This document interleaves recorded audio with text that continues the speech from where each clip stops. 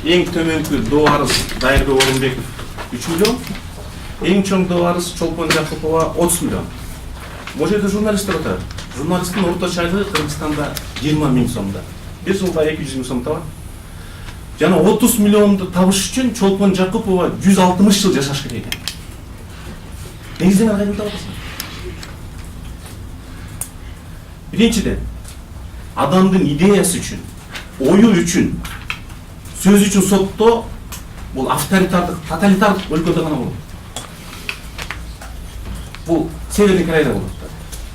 Мынакей Ормуков деген бул байкуш, эки көзү көрбөйт, инвалид, ичин сайып салды.